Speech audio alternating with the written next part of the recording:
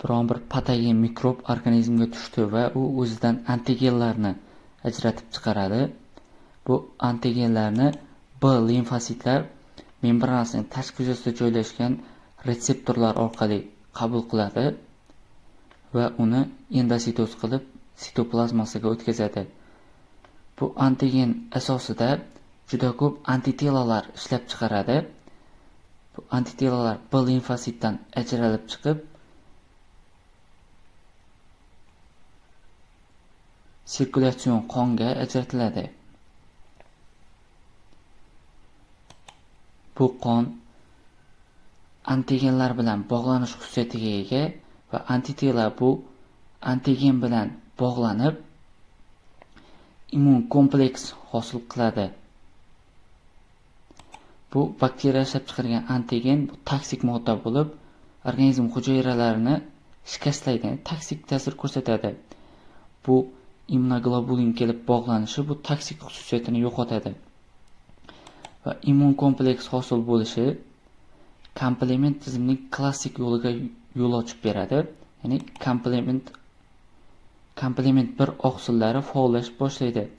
Komplement oqsilining bir qismi, ya'ni bir fraksiyasi bu immun kompleksning dum qismiga birikadi.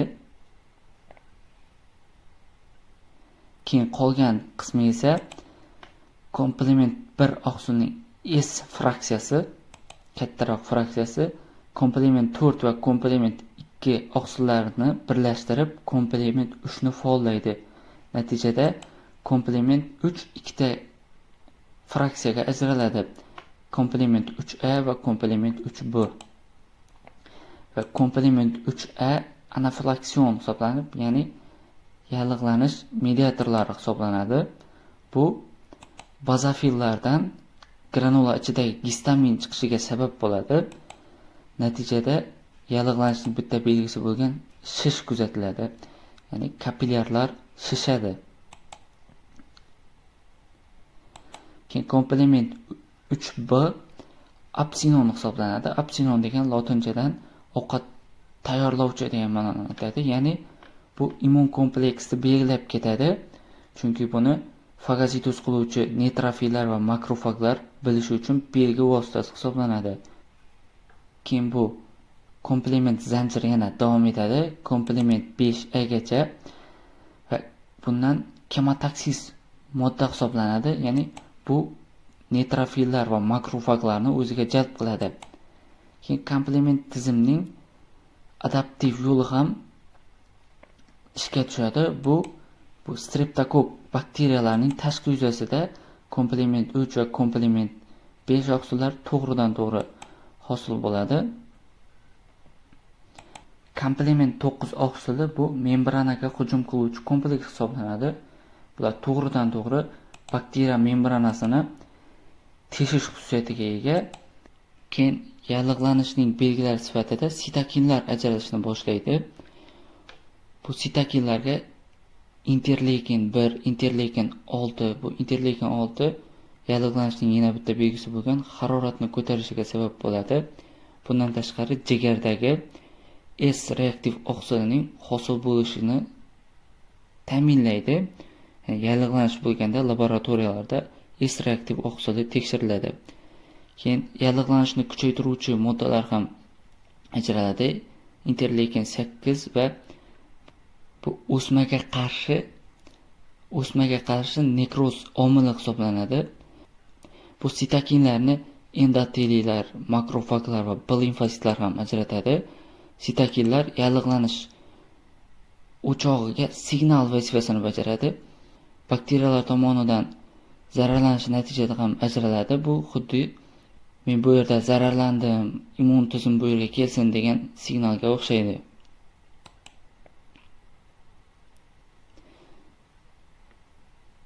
Sitokinlar ajraladi. Bundan tashqari sitokinlar makrofaglardan ham ajralib chiqadi.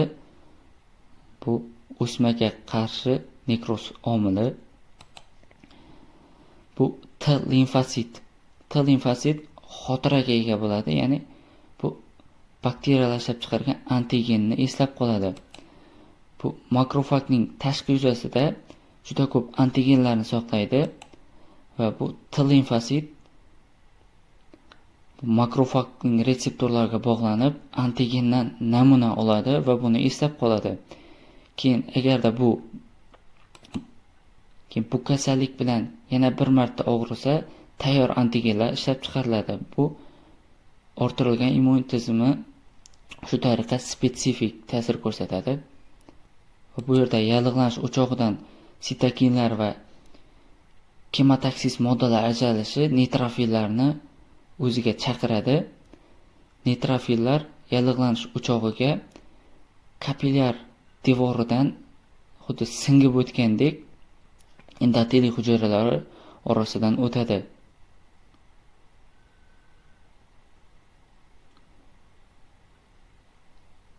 Bu jarayon diapedez deyiladi. Endoteliy orasidan o'tishi va bu sitotoksik va kemotaksis moddalar natijasida ajralishi natijasida yallig'lanish o'chog'iga neytrofil harakatlanib boshlaydi.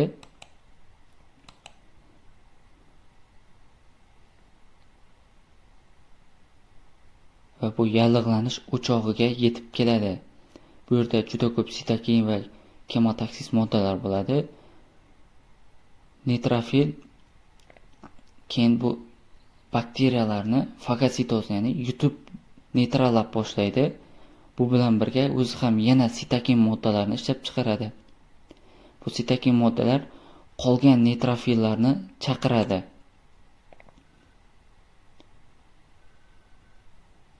Bu yerda leykositlar to'planib yallig'lanish o'chog'ini, ya'ni yallig'lanishni shakllantiradi. Bu yerda makrofaglar ham qatnashadi. Makrofaglar ham faol fagositoz qiladi.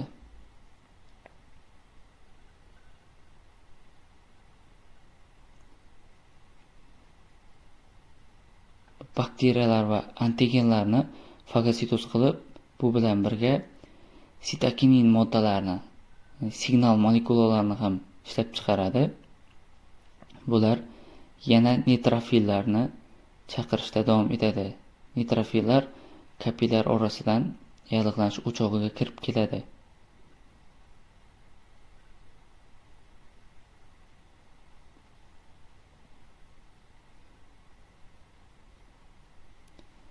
Va bu streptokoklarning immun tizimidan yashirinishi. Bu streptokoklar qo'shtirnoq ichida aqlli bakteriyalar hisoblanadi. Ya'ni immun tizimidan yashirinish yo'lini o'ylab topgan.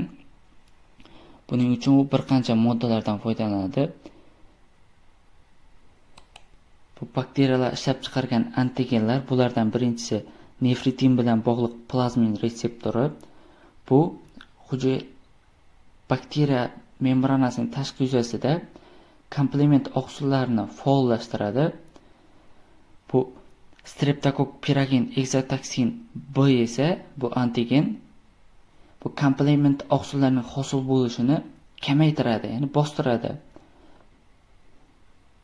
Natijada komplement oqsillarning hosil bo'lishining kamayishi yallig'lanish o'chog'i, ya'ni bakteriyalar joylashgan qismiga neytrofillar va makrofaglar kelishi kamayadi. Bundan tashqari, bu komplement tizim buzilishi natijasida immun komplekslar hosil bo'lishi kuchayadi, chunki komplement tizim immun kompleksi bilan birikgandagina neytrofillar va makrofaglar ularni yo'q qiladi. Shuning natijasida ham immun komplekslar ko'payib, qon oqimi bilan glomerulaga o'rnashib, u qismini autoimmun yallig'lanishiga sabab bo'lib qoladi.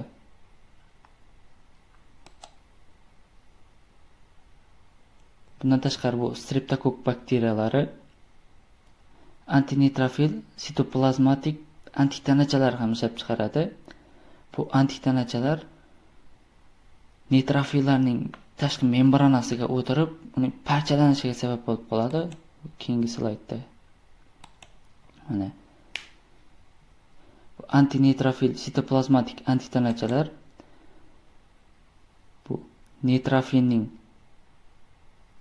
retseptorlariga o'tirib, neytrofilning parchalanishiga sabab bo'ladi.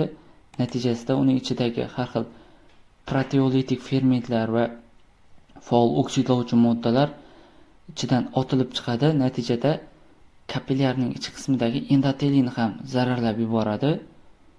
Bu antineytrofil sitoplazmatik antitanachalar orqali.